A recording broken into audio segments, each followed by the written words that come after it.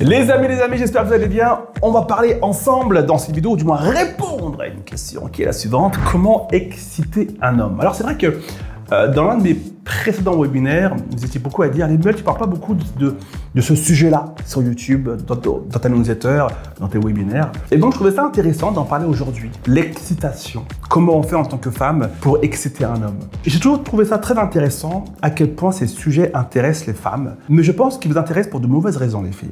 Je m'explique. Lorsqu'on parle d'exciter un homme, donc comment vous, les femmes, pouvez apprendre à exciter les hommes, comment faire pour vous être une femme excitante, je pense qu'il y a aussi une dimension de divertissement. C'est-à-dire, on va bien rigoler, ça va être super drôle. Alors qu'en vérité, que vous vouliez ou non, votre capacité à être excitante, eh ben, ça a un impact énorme dans vos relations avec les hommes. J'aime bien le dire dans le sens où, dans certains de mes contenus, je vous parle, les filles, de votre énergie féminine. Et très souvent, on a des femmes qui sont vraiment chouettes, mais qui ne sont pas dans leur énergie féminine, qui sont dans une énergie très masculine, donc très leadership. Donc le cliché, c'est à la maison, la femme qui gère absolument tout et qui dit au mec, fais ci, fais ça, et le mec, il le garde à vous. Donc le mec, il est en énergie féminine, la femme en énergie masculine.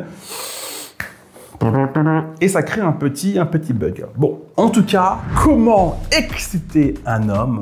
On va voir ça à travers 1, 2, 3, 4. 1, 2, 3, 4. 4 points. Comment faire en tant que femme pour exciter un homme?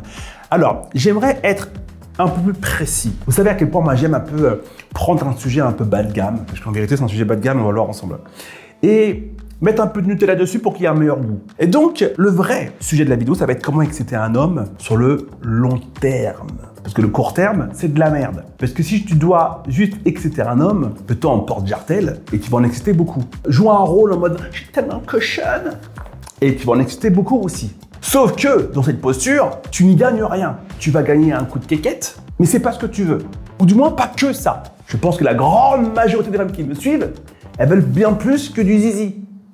Elles veulent un homme stable, équilibré, avec qui elles vont pouvoir construire quelque chose de magnifique, quelque chose de solide, et entre autres, oui, il y aura du sexe, de la sensualité, du plaisir charnel, mais c'est quand même plus cool quand on vit ça dans un couple dans lequel on se sent bien à sa place et en sécurité. Donc, tu l'as compris, j'ai beaucoup de mal avec les vidéos qui vont vous expliquer comment être une femme excitante au lit, par exemple, parce que c'est de la daube, et que tu peux être une femme profondément excitante au pieu, et pourtant, ne jamais réussir à garder tes hommes. Tu comprends? Voilà pourquoi c'est important de comprendre que le sujet en lui-même, si on le rétrécit à juste comment être un bon coup, c'est un peu ça, hein, ben c'est une question de merde. Parce que c'est pas suffisant. Beaucoup de femmes sont des bons coups au lit et pourtant ne gardent pas leurs hommes. Donc, on va creuser un peu plus loin dans le sujet et tu as compris, l'idée c'est de dire comment exciter un homme sur le long terme. Comment faire en sorte qu'un homme, lorsqu'il te voit, sur le moyen long terme, pas seulement là pour une nuit ou deux, sur du long terme, ils disent ouais, ça c'est à moi. Premier point, le plus court, s'il vous plaît les filles, arrêtez d'être focus dans votre tête sur le physique. C'est la première chose. Hein. On n'est plus au collège. Donc le coup du il faut être dans les clichés de beauté pour exciter un homme, c'est de la merde en boîte. Si tu as cette croyance aujourd'hui, en 2025, quand je fais cette vidéo, s'il te plaît, tonton Lemuel te demande de mûrir sur le sujet et de mettre ça à la poubelle. Pouvoir exciter un homme, ce n'est pas, et ça n'a jamais été, et ça ne sera jamais uniquement lié au physique. Là, je parle aux femmes qui se trouvent pas jolies parfois et qui vont avoir tendance à dire « Ouais, moi aussi, moi je suis pas homme parce que je suis pas jolie, parce que je suis pas belle, parce que gna gna gna ». Écoute-moi bien, je répète ce que j'ai dit au début de vidéo. On prend une femme qui est dans les critères de beauté actuels, elle va exciter un homme pour coucher ce soir, l'homme le lendemain peut-être n'aura plus envie d'elle. Donc le physique, je dis pas que c'est pas important, je le précise quand même pour ceux qui sont au fond de la classe, qui ont un petit retard, je dis pas que c'est pas important, je dis que ce n'est pas le plus important pour exciter un homme. Mais t'as de la chance, le mec qui te parle depuis tout à l'heure, c'est un homme. C'est pratique, ok? Ça, c'est la première chose. Et donc, on va arriver au point numéro 2 qui est tout aussi important. Et le point numéro 2 va me permettre de t'expliquer un peu plus en profondeur le point numéro 1 et pourquoi je t'explique que la beauté, le physique, c'est pas le plus important. Donc, le point numéro 2, c'est quoi? Eh bien, il faut avoir une posture de femme excitante. Ce qui n'est pas le truc de « il faut être une femme excitante », tu comprends? Et je vais t'expliquer une anecdote, mais qui arrive très souvent, mais que moi j'ai vécu en coaching, très intéressante. On parle d'une femme qui, évidemment, le critère de beauté, elle a 25 sur 20. Elle est trop charmante, vraiment très charmante, très très belle, très coquette, très féminine. Donc quand tu la vois, tu dis « waouh », même les femmes diraient « waouh, ok, elle… » 29 sur 20. Je n'aime pas donner des notes, ça fait un peu gogol, mais là, je vais m'autoriser un moment de gogolité, quelques secondes. Cette femme-là, 29 sur 20. Pour que tu comprennes à quel point on parle d'une femme qui est sur le papier, en termes de critères de beauté, l'élite de l'élite. Okay? Et cette femme vient me voir en coaching parce qu'elle vient d'apprendre que son mec l'a trompée. Et ce qui est doublement intéressant, c'est que cette femme-là, elle n'a pas été trompée pour une femme plus jolie qu'elle. Elle-même, elle le constate, et c'est ce qui l'a fait bugger, et c'est pour ça qu'elle vient me voir en coaching. Son homme l'a trompée avec sa chef à lui. Et quand elle me parle de sa chef à lui, bon, c'est pas très gentil, mais elle m'envoie une photo quand même pendant l'heure de coaching pour que je comprenne pourquoi elle est perturbée. Bah oui, c'est vrai que sur le papier, factuellement, bah sa chef, elle n'est pas du tout aussi séduisante, charmante, belle, mignonne qu'elle. Vraiment pas. Mais pourtant, son homme l'a trompée avec cette femme-là. Donc elle, en fait, quand elle veut voir en coaching, elle est complètement paumée. En mode, je comprends pas comment ça a pu arriver. Comment une femme comme ça a pu me remplacer moi? Alors, on se calme 2 secondes, elle n'est pas en train de dire « je suis belle, elle est moche », elle est en train de dire « factuellement, cette femme, elle est moins jolie que moi sur le papier ». En termes de critères actuels en 2024, quand j'avais le coaching avec elle, elle me dit « factuellement, je coche plus de cases qu'elle ». Donc on va arrêter l'hypocrisie, hein, essayer le truc de « oui, tout ». Non, on va se calmer. Factuellement, et c'est pareil chez les hommes, il y a des hommes plus beaux que d'autres, ou du moins des hommes qui cochent plus de cases de critères de beauté actuels.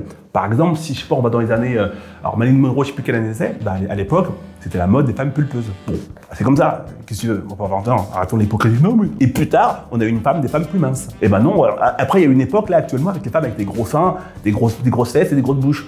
C'est super étrange, mais ça a été la mode. C'était les critères de beauté de quelques personnes. Et puis là, ça change encore. C'est comme ça, ok? T'as compris. Donc là, elle me dit, cette cliente, what the fuck, c'est pas normal.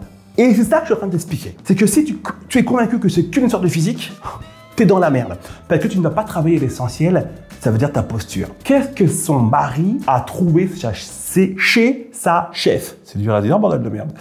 Qu'est-ce qu'il a trouvé chez elle? Une posture. Moins sexy, moins belle, moins charmante, mais apparemment plus séduisante. Et c'est quoi la posture?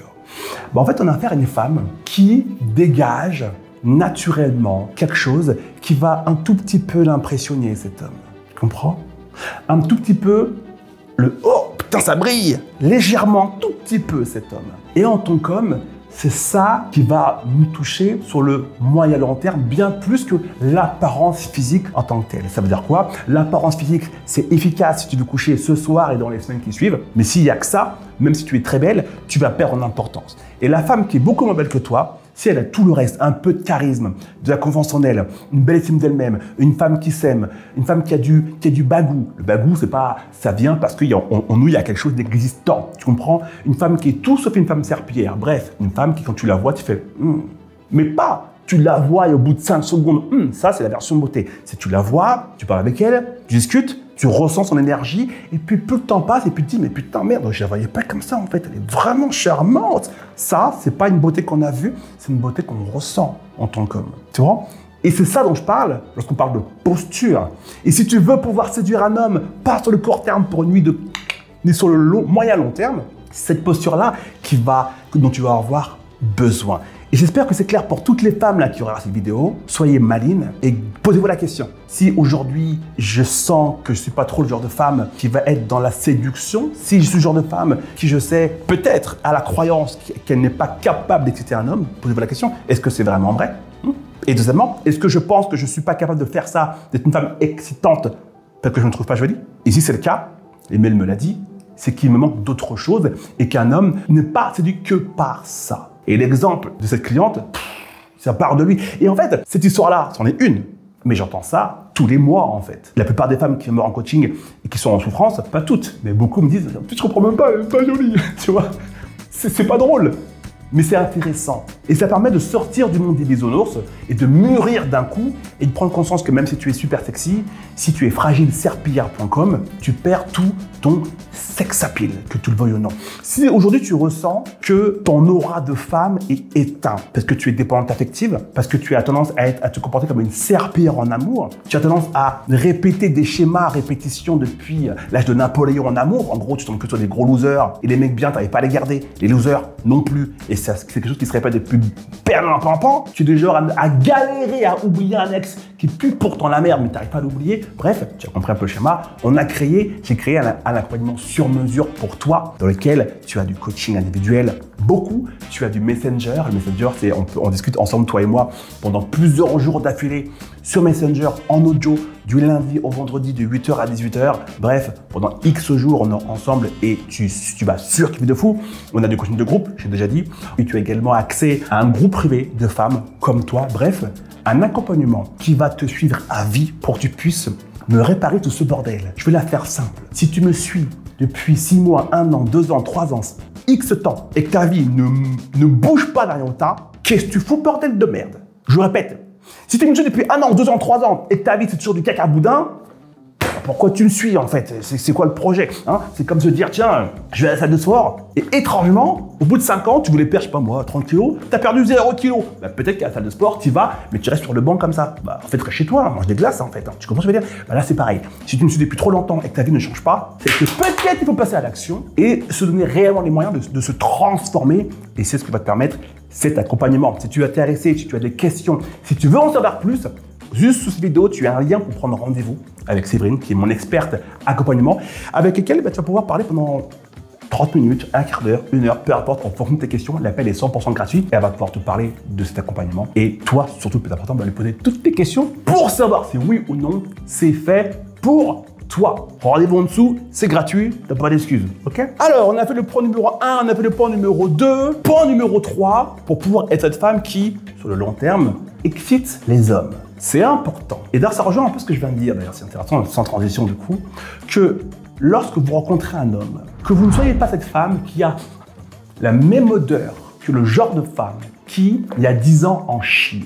Je m'explique. On a des femmes qui se mettent en couple, et en tant qu'homme, c'est ce que je vous apprends à faire, vous les femmes, à observer. Les hommes que je coach vous observent aussi. Et en fait, le mec, il sent que tu es la même version bas de gamme d'il y a 10 ans. Tu n'as pas changé, tu as les mêmes problèmes. On sent que tu es triste pour les mêmes problèmes qu'il y a 10 ans. Tu transpires l'odeur de la femme qui en chie pour les mêmes conneries qu'il y a 10 ans. On sent que tu as la même philosophie, la même consistance. C'est-à-dire pas grand-chose qu'il y a 10 ans. Et ça se transpire. Il y a dans la posture, dans la manière de parler, d'expliquer les choses, on sent lorsqu'une personne est bloquée en 1415. C'est-à-dire qu'en fait, lorsqu'on parle avec toi, tu es constamment dans le passé, mais pas en mode passé, j'ai kiffé le Titanic en 1992. Non, c'est en mode, tu sais, moi, j'ai pas beaucoup confiance en moi, hein, tu sais, moi, dépenses affectives, mort de soirée, c'est une de soir, blablabla. Bref, on sent qu'en fait, tu as 40 ans, 50 ans, mais tu as des problèmes à 50 ans que tu aurais dû avoir réglé depuis 25 ans, en fait. Tu comprends? Et ça, on va pas faire semblant et encore faire de la fausse hypocrisie à 2 balles, hein. Ici, on est... Ça brise la libido d'un homme parce que ça détruit ton sex appeal. Arrêtez-moi ces conneries, les filles, d'avoir 40 ans, 50 ans et d'avoir des problèmes d'ado pas réglés. Ça veut dire que si tu as 50 ans, démerde-toi pour régler tous ces problèmes d'ordre émotionnel et psychologique. Parce que quand on parle de comment exciter un homme sur le long terme, on parle pas d'un dodol. Hein. Je n'ai pas précisé dans une vidéo, j'aurais dû. On parle d'un homme solide, confiant, stable, équilibré. Et lui, il veut à ses côtés une femme stable, confiante et équilibrée. Sauf que si tu es en mode j'ai 20 ans, j'ai des bandes affectives. On a 55, hein. J'ai 20 ans, j'ai même pas beaucoup. Mais en fait, qu'est-ce que tu fous? C'est quoi ton projet, en fait? C'est quoi le programme? Comment on fait pour avancer dans ces conditions? On peut pas, ma chérie. Mais si, je suis gentil, j'ai des bons gâteaux au chocolat. Non, bah non, on va faire un gâteau pour le loser là-bas, il va kiffer tes gâteaux. Moi, je veux une femme, tu vois, donc il va partir là-bas. Donc à la question, comment on fait pour exciter un homme sur le long terme, là, on n'a même pas commencé l'histoire qui va te glisser entre les doigts. Vous allez débuter un début de relation, et puis il va dire au bout de quelques temps, s'il est courageux, écoute, ça va pas fonctionner, attends. Mais pourquoi? Mais pourtant, je fais des bons gâteaux. Oui, c'est bon tes gâteaux, mais c'est pas ce que j'attends d'une femme. Je veux plus. Je veux plus grand, plus beau, parce que moi, en tant qu'homme, je peux offrir grand et beau. Alors évidemment, on vit dans un monde où, lorsqu'on a ces propos-là, pour qui se prend? Donc en fait, dans le monde dans lequel on vit, quand on dit « je suis vraiment une merde », ouais, quelle humilité, t'as entendu? Elle dit que c'est une merde. Oh, t'es vraiment chouette. Quelle humilité. Et quand on dit « je suis une femme 5 étoiles, je brille », pour qui tu te prends? On est dans un monde de dégénérés. Donc n'ayez pas peur de parler de qui vous êtes vraiment. Si vous savez que vous avez de la valeur, dites-le. On emmerde ceux que ça gêne. Si vous savez que vous avez suffisamment travaillé sur vous pour briller, n'ayez pas peur de le manifester. Et on emmerde les jaloux. Okay? Donc un homme structuré comme une femme structurée n'aura pas peur de dire, pas dans la volonté de faire du mal, on est d'accord, mais juste d'être transparent, de dire écoute, on n'est pas sur la même longueur d'onde. Si le mec est très sincère et respectueux, il va te dire, il va donner encore plus de détails. Écoute, tu sens que tu n'as pas une très belle estime de toi, donc tu as tendance à avoir ce type de comportement A, B, C, D, et ça me pose problème, ça gêne un petit peu et ça ne pourra pas marcher entre nous. Ça blesse l'ego, ça fait mal, mais un homme qui te respecte assez pour t'expliquer tout ça, c'est précieux. Souvent, ils ne le disent pas. Ils disent juste c'est pas toi, c'est moi, ils se barrent. Mais si un homme te le dit, c'est cool. Ça permet de comprendre que tu ne peux pas aspirer à avoir un homme brillant, en place, structuré et solide si tu n'es pas cette femme-là. Et ça, il n'y a pas beaucoup de coachs qui vont te le dire, parce que les coachs ne veulent pas trop blesser leurs élèves. Moi, je te le dis, rien à foutre, ok? C'est pourtant bien, ok? Et quatrième point, tout aussi important, alors ça ressemble un peu à ce troisième point, mais avec un peu plus de détails, le cliché de la femme, qui, parce qu'elle a vécu quelque chose de douloureux avec des gogoles dans le passé, parce qu'elle a été vulnérable, c'est un peu naïve, et bref, elle a enchaîné des relations de merde, eh bien, elle reste connectée à la blessure qui la reste branchée à ce putain d'ex. Mon ex ci, mon ex là. En gros, cette femme, la pauvre, elle est bloquée dans le passé. Aucun homme n'a envie de se taper une femme qui lui parle mal de son ex. Même si c'était un pervers narcissique ou je sais pas quoi, on en a rien à foutre en fait des ex. Rien à carrer. C'est insupportable parce que tu as l'impression qu'en fait, encore une fois, tu es resté branché, tu as 25 ans. Donc si tu n'as que 25 ans, pas grave. Mais si mon audience, à peu près, vous avez plus de 30 ans généralement, grosso modo, dans mes audiences, entre 30 et 60 pour les plus matures, bah c'est problématique. Donc l'ex, on le fait au shot. Donc même si tu es passé par une relation qui t'a fait du mal, qui t'a blessé, qui a détruit une partie de toi, on se reconstruit et on arrête de se positionner comme une victime. Parce que, rappelle-toi, c'est quoi le titre de la vidéo? Comment exciter un homme sur le long terme? Est-ce que tu penses que tu peux exciter un homme si ton discours préféré c'est Tu sais, mon ex, c'est vraiment un connard. Non, on n'a rien à carrer et c'est insupportable comme sujet, c'est même pas intéressant, on s'en fout de ton ex. Donc ne vivez pas dans le passé. Souvent, j'ai des femmes qui me disent, les mails,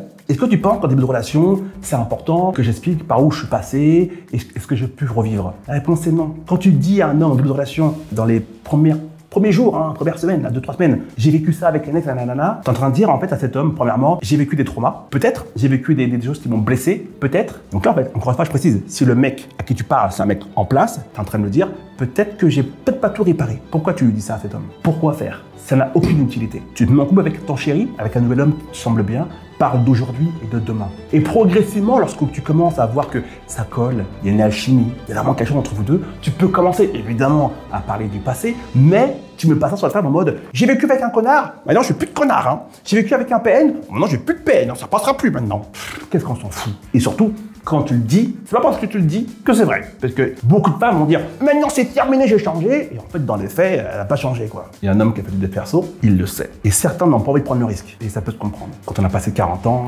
50 ans, on n'a plus envie de ces conneries quoi. Parce qu'on dit bon j'ai travaillé sur moi, elle je sais pas où elle en est, elle vraiment elle est pas prête, ciao taillot. Donc tu vois que là on est passé de comment écouter un homme genre ah, t'as vu comment je suis bonne, hein, à un tout genre ok, comment faire pour qu'un homme, sur le moyen long terme, lorsqu'il te voit, il se dise putain, ouais, j'aime beaucoup.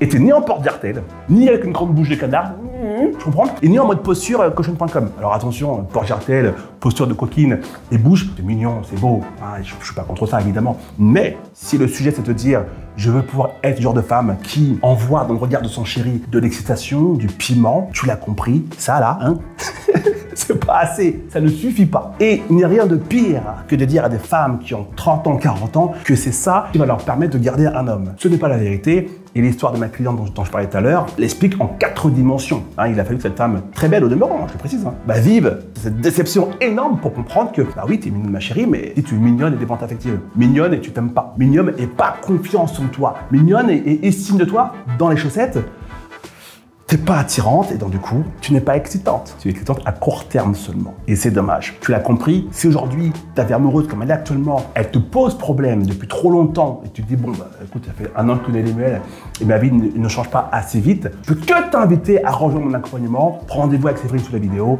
et vous verrez ensemble comment est-ce que je vais pouvoir t'accompagner et surtout, comment est-ce que je vais pouvoir être ton coach à vie. Et je te jure que tu as envie que je sois ton coach à vie, que tu vas kiffer de dingue et surtout pouvoir rejoindre aussi une communauté de femmes tout comme toi. Si tu as aimé cette vidéo, tu mets un petit pouce vers le haut, tu mets en commentaire l'email. Oh là là, quelle vidéo extraordinaire, j'ai kiffé. Entrez, je dirai ton commentaire, même si je ne réponds pas à tout le monde, mais je lis toujours tous vos commentaires. Prends grand soin de toi, je te fais des gros bisous. Rappelle-toi que tu es une putain de femme 5 étoiles et on se revoit bientôt.